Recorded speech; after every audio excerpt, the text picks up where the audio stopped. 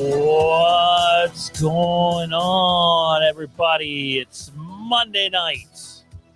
We're not playing a video game tonight. Schedules didn't align to allow that to happen, but strap yourselves in if you're a Halloween fan, if you're a Star Wars fan, and if you're a video game fan.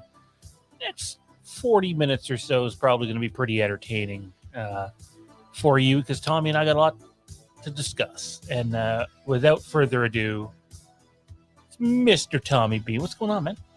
Hanging in there, dude. You know, it's a different take for Monday. We haven't been in front of the games as much as we'd like, but we've, taken every single chance we can, whether we're live here or not, and I think we've been enjoying it. But hey, here we are, Monday night, and we're doing things, quote unquote, old school. Just a regular stream, right? So it's all good. There's nothing wrong with a little bit of old school now and then. Sometimes it's nice to just go back to basics and go from there. I had, I won't say who it was, but I had somebody we both know reach out to me, and he was just kind of wondering about the inactivity on the channel as of late. And I recapped for him, not just everything that's been going on my side of the things for a while now, but just like some of the other people at the channel and the holidays and everything. And his reply was basically like, so I guess we'll see you guys in the summer. And I'm like, that would probably be the logical thing to do. But no, back at it. And here we are. So there's going to be a video that comes out. It's not going to be tomorrow. But it's probably going to be later this week, maybe on the weekend. And it's about the possibility of a Halloween video game. This is a story that we've been talking about at the channel for a couple of years now. And to be honest, I thought this was dead in the water. I thought when we found out that Gun Media was doing Texas Chainsaw Massacre, that was it for Halloween. The interesting thing is the video that we have coming out a little later this week actually quotes someone from Gun Media, and it's relating to the Halloween game, but it's not necessarily relating to Gun Media. Read into that what you will. I don't want to give the whole video away, or there's no point to go watch the video. Yeah, save yourself a bit, dude. Jeez, gosh. I'll say this. I'm more confident as of the last 6 or 7 days that there may in fact be a Halloween game in development currently right now than I was prior to that. A couple years ago, I thought it was definitely there. There was a lot of smoke. A lot of people thought there was, and then it sort of went silent for a while. Jimmy Champagne did a video, I don't know how long ago it was now, several months ago, that said that it was still in development. The thing that killed everything for me is we thought there was a Halloween game in development at Gun Media, which is probably assuming too much because it does not sound like that's the case. And we get into, if it's not Gun Media, then who is it? What could it be? And what are reasonable expectations to have on a video that we have coming out? However, Tommy's not in that video. So I want to take a second now. Tommy, you know what the video game industry is like today. You know how expensive it is to make a big game. So you know automatically it ain't going to be that. But what would you realistically expect a Halloween game to be? So I want to address that first part real quick, what the video game industry is like today. And I want to hit your opinion, dude. Because this might just be me, you know.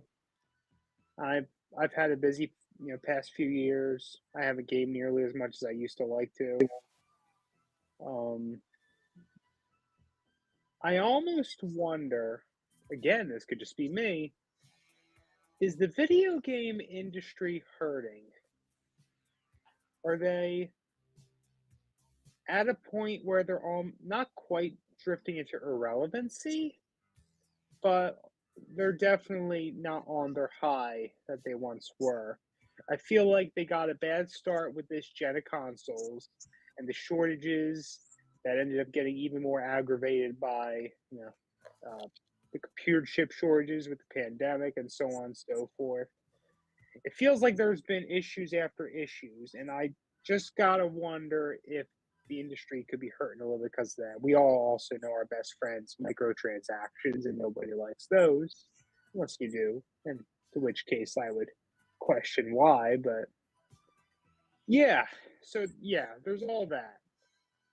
I forget the second part of the question, but as for a Halloween game, I never played that Friday game everybody talks about, and the whole mechanics of it seem a little bit simplistic for me, to be totally honest with you. But when you think about something like a horror franchise like Halloween, I honestly don't know what other direction it could go. What are you really doing? Are you is it going to be like a from screen to console type of deal? Are they going to like make you try to battle it out with Michael Myers? I just don't know. I imagine it would be something similar to what they did with Friday. I just can't, envision anything else. If they're still developing something like that, like a Halloween game, even if it's still in early discussions or they're still spitballing some things, hey, if they make it, there will be an audience for it. That's what I've learned. That's what I feel. I just seen an interesting comment in the chat. Where did it go here? I feel as if they are pushing games out sooner than they should. Pardon me. Let me restart that. I feel as if they're pushing games out sooner than they should be half-finished games, bugginess, beta releases. I think even calling some of these games betas at times is honestly being far too kind. So I want to address that real quick with a recent experience of mine. I'm probably alone in this shit. But Pokemon Scarlet and Violet, the newest gen of Pokemon games, launched back in November. Um, I'll be totally honest with you. I had a real fun time with it. I'm not on the hater train. But leading up to launch and at launch, those games suffered from what a lot of people call game killing issues, bugs. I experienced some bugs, and there are definitely frame drops I think are just unavoidable. I've seen things, float through maps and shit, but it's that's what happens when you make a big jump to open world, I guess. It's I had a great time, but here we go. Releasing games too early. Those games right there have yet to have those bugs fixed. They are coming, from what I've heard. I heard there is a big patch coming soon, but folks like to say, well, the day one patch corrects issues and yada. The day one patch did not correct these issues. These games were not ready yet. Who knows why they pushed them? We can. I love Game Freak, the studio that does the developing. I love the Pokemon franchise for all it's worth. Ever since I was a little one, but those are a big example of games that should not have been released in the way they were. And the Pokemon company, Game Freak, the developer, they're going to get hit for years to come because of it. People are going to look at their releases with even more skepticism than ever. Sean, what are some game releases that come to your mind, whether recent or not, that they're just like, ugh, anything? Battlefront. Both Battlefront games, specifically the second one, I guess that's 5 years ago now. Like the lack of content and the bugginess of the servers at launch. I mean, a lot of games, look, don't judge a game the first 2 or 3 days that it's put online, because everybody ends up buying it and servers are packed and they're almost never properly prepared for it. I'm talking like it felt like we got, take the story out of Battlefront 2 in terms of online game modes. I felt like we got a third of what was promised. And like, I think it took them almost a calendar year to get Obi-Wan Kenobi in the game. A calendar fucking year, Tommy, to get Obi-Wan Kenobi in a Star Wars game. Obi-Wan, the guy, original Star Wars, trained Darth Vader, trained Luke Skywalker. Maybe you heard of him. That fucking guy. Yeah. Fuck EA.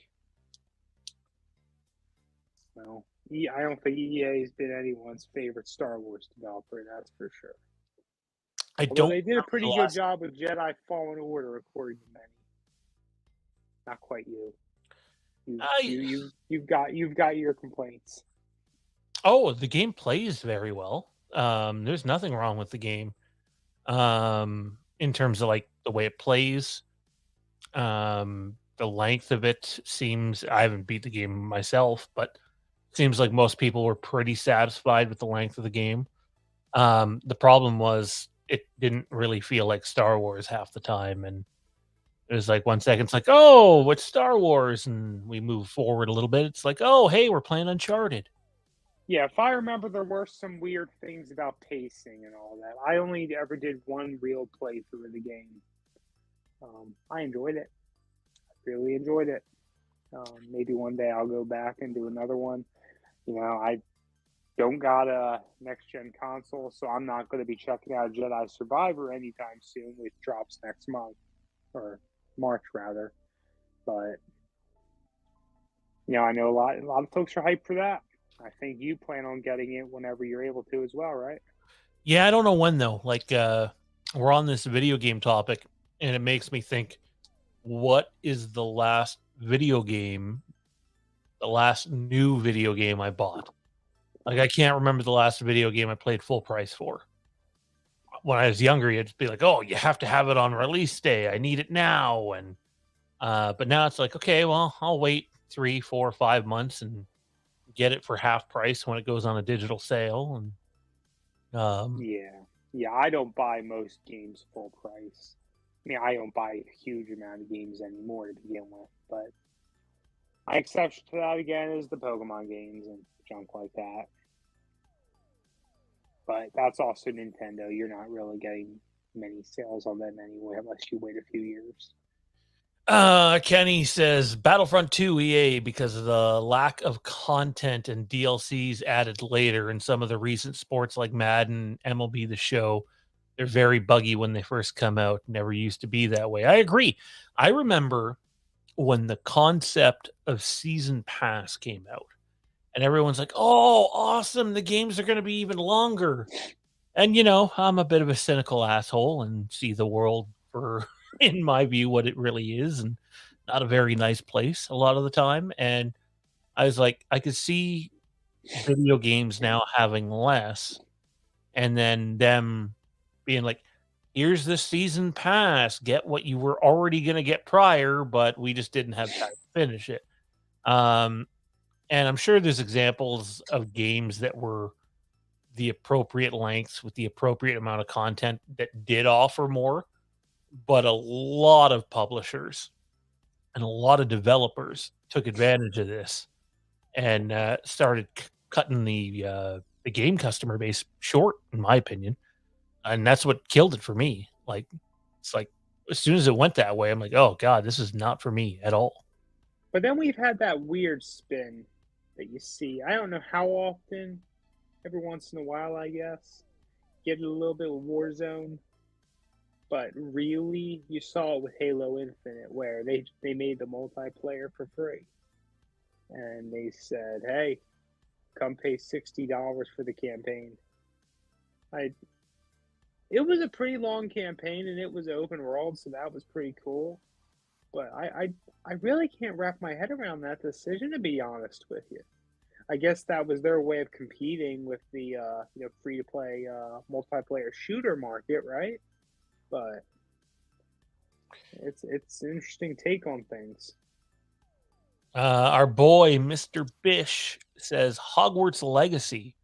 Yeah, that game's been coming out like forever. um, one would hope that they've had enough time for it, when it actually does come out, they're ready.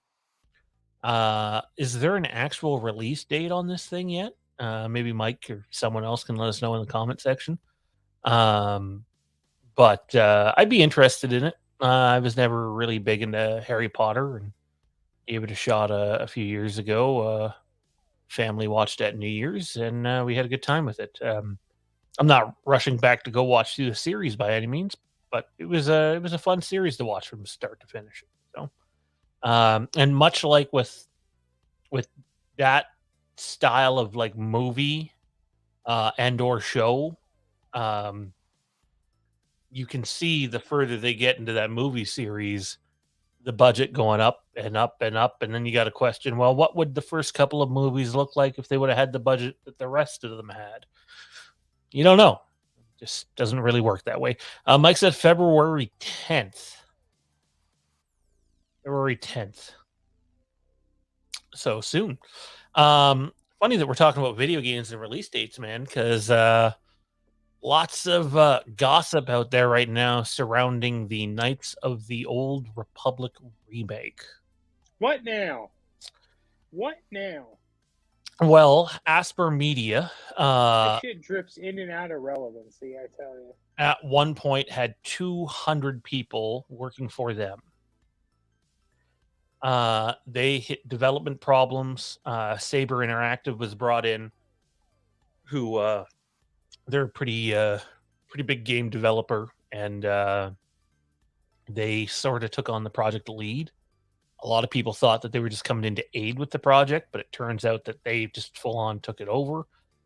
To a point, Asper Media went from having 200 people employed to less than 150 people employed now, with the issues behind the development of the game.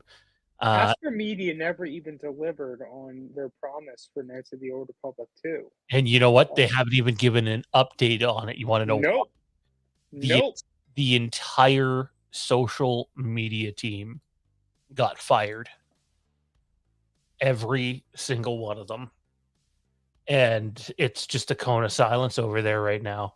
For And those who need context for this, the Knights of the Old Republic 2 was supposed to drop the Switch, that is, the restored content mod or whatever it was called. There have been a few very, very neat fan edits over the years, fan restorations, maybe even something that was pseudo official. I don't know. But they were supposed to do it because, the data for it is there, and that's the Old Republic 2. It's just that Obsidian did that one, right? I think. yep. Yeah. They just ran out of time. They didn't make it. They didn't finish it. We're supposed to get that droid planet, supposed to get some other storyline type stuff. Never got it. Unless you did a fan mod on a PC or something. Obsidian was going to put this in for the Switch, and that was supposed to drop that mod in October. Well, as we all just got done talking, things went haywire, and they haven't even graced the fan community who invested in this sort of thing. Oftentimes, with just the interest of playing through this mod on a console, like an official version of this mod on a console. They haven't even graced it on their promise. Sean, if I remember correctly, didn't you pick up Knights of the Old Republic 2 for this reason? Yeah. Yeah? I was thinking of doing it myself. Tell you what, kind of glad I didn't. I mean, I still, maybe one day I will, but I'm happy I didn't do it with the idea in mind that I was going to get this restored content mod, because it don't look like it's going to happen. Well, the rumor right now is Q2 this year, which I believe is from what's that, April to June or March to May. I forget what Q2 is. April, May, June. So we'll see if that happens. But the fact that the publisher themselves isn't saying anything is a little worrisome. Yeah, for what? The rumor is that they're going to drop it. They're going to drop the Knights of the Old Republic 2 DLC thing. Oh, I think that's come and gone. I don't think it's happening at this point. Well, they kind of got to follow through on it. They advertised it as such. What's going to happen? You think someone's going to draw together a class action lawsuit over this? Yeah, I do. I absolutely do. I mean, I guess maybe, right? People have sued for a lot less. Well, I would think the class action lawsuit will come from Lucasfilm. So, advertising they got to keep their own house clean sometimes. So. Which they really haven't. They don't have Star Wars games, history, keeping them.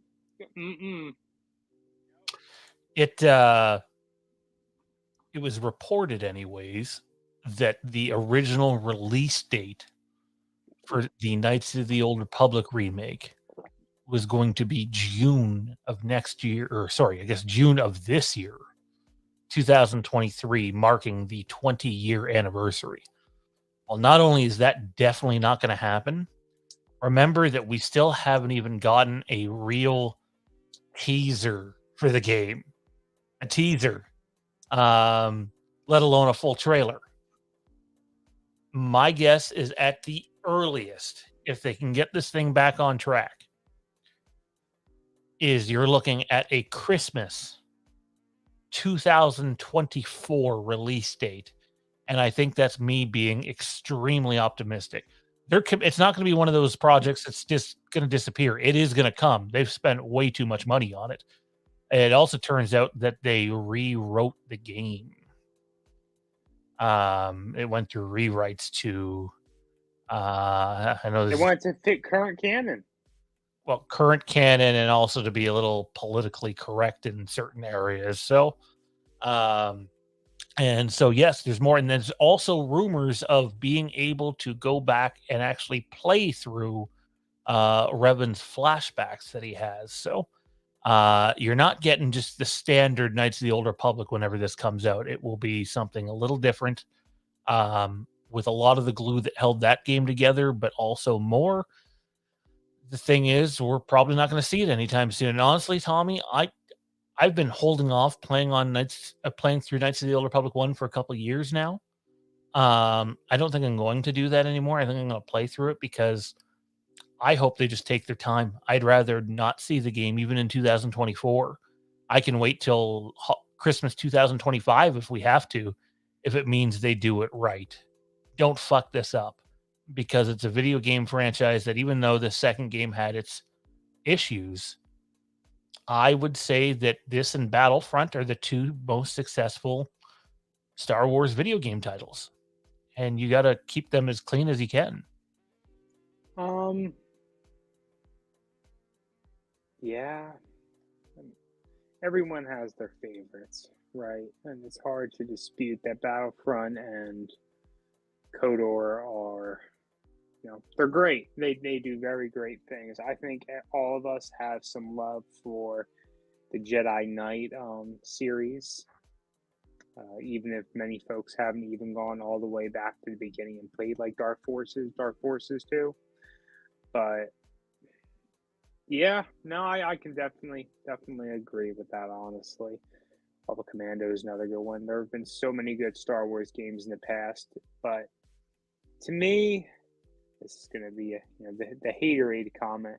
The new stuff just doesn't hold a candle to it. No, I really hope one day they can. I really hope they can. Well, time will definitely tell on that front, man. In terms of Star Wars news, though, sounds like a movie is about to start filming. Making Star Wars, Bespin Bulletin, and I believe so. Hang on, I don't want to do this wrong. I think the report comes from Jeff Snyder, who is a reliable Hollywood insider. And it was covered. His report was covered by Making Star Wars and Bespin Bulletin, that a Star Wars movie is going to begin filming soon, and it's being written by I think it's David Lindelof, who wrote The Watchmen for HBO, the standalone one season they did, and it's being directed by whoever directed Miss Marvel. And that they've cast, God, I know the idiots in the community are just going to love this, but they've cast 2 people of color as the leads. There's no word on who they are yet. That's probably going to come up very, very soon. And I honestly think this is a cool thing. I think you get talent, regardless of representation. You start with talent, but you also want representation in there too. And for the people that I've already seen crying on Twitter over this, because this rumor has been going around for a couple weeks now, and it sounds like it's set in stone. And it sounds like this movie, whatever it ends up being, is going to come out December 19th, 2025, by the way. And the wheels are going to start turning here soon. You're going to hear the movie announced. You're going to hear everybody that's attached to it. And we're going to be on a journey to a new Star Wars movie. I can't help but wonder if the movie is going to include Rey and Grogu. I think it does. I feel like we've definitely been seeing some things with Daisy Ridley a lot more frequently. So I think it's a strong possibility she's going to be turning up somewhere in the next so many years. To what level of prominence, that I think can remain to be seen, right? I don't know if she's ever going to be the lead again. Not in the same way she was with the Skywalker saga. Well, the last 3 films, anyway. I know people will be like, well, you can't have her if she's not going to be the lead. It's like, you can, and you can utilize it properly, too. You don't need to have her be the lead of your film. We'll see. But you know damn well they're going to utilize Grogu. They're not killing Grogu off in The Mandalorian, people. This is a moneymaker for them for many years to come. and he happens to be a species that can live 900 years. So Yeah, they can definitely Kane and Jarrus Mando. They can Kane and Jarrus Mando. yeah, That'd be the way the Mandalorian ends. yeah, I could see it, totally see it. So you have that, and then Ahsoka. Tommy loves this one, and her buddy Ty was in the chat a little earlier. Is going to heavily contain the world between worlds. Is the rumors that are out there right now. I believe most of them have come from either Making Star Wars or Bespin Bulletin. For more specifics on them, go check out their shows. They do a great job with their websites and their shows. Check them out. There's no one more accurate with Star Wars information than those two. I'm excited, but it's a slippery slope, man, because this one does not come from an overly reputable place, but I seen it out there. I wish I remembered the name of the Twitter account that put it out there, but it was the one that, like, they get some stuff right, they get some stuff wrong, somewhere in the middle. You know, they're not claiming to be the best scoopers in the industry or anything like that, but they claimed that the intention is to use the world between worlds to have a Star Wars movie that could feature Jedi characters from different eras fighting together on a mission before being rightfully returned to uh, wherever they were pulled from. And I just kind of thought to myself, yeah, I could see them doing the Avengers thing and us having an Obi-Wan, Anakin, Mando, Rey, Grogu thing. I could totally see them doing some shit like that. Some people might not like it, but the second that they introduced that concept, it opened the door for stuff like this. And hey, if you don't like the concept, it's our boy Dave Filoni's. He's the one that thought of it too. So you can't blame that on Kathleen Kennedy. Yeah, I'm one of the folks who rushes to Dave Filoni for being the Lord and Savior of the wars, right? The lore master. I think they can definitely utilize this in a manner that is just like shooting oneself in the foot. But also, I think they could do some pretty neat things with it. I just hope it doesn't get too outlandish, unless that's totally what they're going for, right? Well, you got to You remember never know. this is Star Wars isn't in the same position as Marvel and DC necessarily, unless they just start recasting people. Is they've set one canon, and that's going to be the canon moving forward until someone comes in and says otherwise. It makes it hard to tell more stories with certain characters. They seem to have this thing where they don't want to recast characters, which I don't agree with. I think they should, because I think the character should be more important than the performer. Not that I knew her, met her one time, but I feel like Carrie Fisher would agree with that. Protect the character. That doesn't mean let anybody play them, but like, I think there's a way to do it properly. You like Tommy, if I'm selling a just average moviegoer on a Star Wars movie, do they want to see the adventures of Talon Card and R5D4, or do they want to see, a Obi-Wan and Anakin movie set in the Clone Wars that's dark and gritty and has lightsaber fights in them? Or do they want to see, Obi-Wan and Rey on an adventure, stuff like that? Grogu, Han Solo, even, regardless if it's Harrison Ford or not, Luke Skywalker. Star Wars Yeah, is just stop trying to yourself. not, Absolutely. Yeah. well, but they're trying to not go down that path, which has been kind of funny to see this tug of war happening. And I think no matter what happens, they inevitably end up there. I've been team recast for years. We go down this road every once in a while, and I have the very, very hot opinion that I think eventually they will. I tend to refrain from saying they should, but they will likely redo the original trilogy eventually. It is very aged. they will likely redo it eventually. I And don't think so. They will require a full recasting of the big three. Well, all more than just Could the they big three. do All of a? them. Fucking all of them. They could do a retelling of it where not the same events happen, and they have to go through some world between worlds to allow it to happen. But in terms of just remaking them, I don't think they're allowed to do anything with Phantom Menace through Return of the Jedi. I believe that was part of the sale. You know, I do remember you bringing this up the last time we talked about this, and I said at the time that I didn't know enough about it to really speak to it. And that's still the case. I don't. I do know the original trilogy, as much as they may be gems of cinema, do not hold up today when compared to newer movies. They're great for those of us who they're very important pieces of film. I have the original poster for Star Wars or A New Hope. Sitting behind me above my shoulder, but The Empire Strikes Back's the greatest movie ever made, so I completely disagree with you. And I still think it holds up as that, but that's just me. dude, it just they look so old. They look so old. You look so old.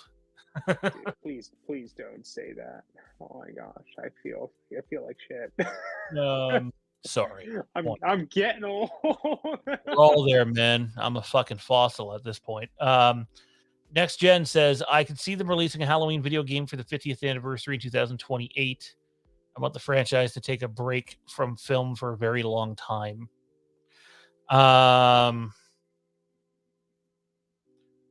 Okay, so